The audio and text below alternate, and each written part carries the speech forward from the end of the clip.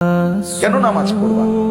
নামাজে অনেক শান্তি, নামাজে অনেক তৃপ্তি, নামাজে অনেক মজা। আল্লাহর কোরআন অনেক সুন্দর, অনেক শান্তি। তুমি পড়ে দেখো, ওই নারীর ছবিতে শান্তি নাই ভাই।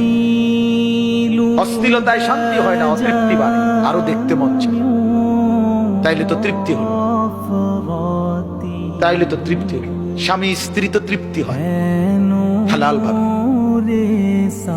কিন্তু অসভ্যতা জিনা ব্যভিচারে তৃপ্তি হয় না। ওই জানোয়ারের ক্ষুধা আরো বাড়ে, যৌন ক্ষুধা। ওই জানোয়ার একসময় কুত্তার মতো হয়, শুয়োরের মতো হয়।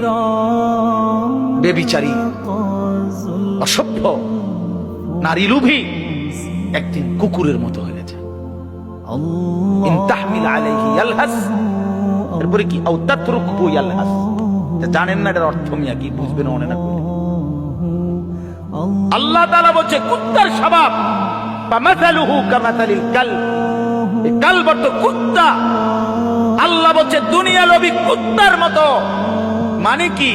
ইন তাহমিল আলাইহি ইয়ালহাস আও তাতরুকহু ইয়ালহাস। তার উপরে বোঝা চাপাই দিল, জিহ্বা বাইর করে দেয়, ছাইরা দিল, জিহ্বা বাইর করে দেয়। এটা অর্থ, আয়াতের অর্থ মিয়া। আল্লাহ বলছে নাফরমান কুত্তার মতো।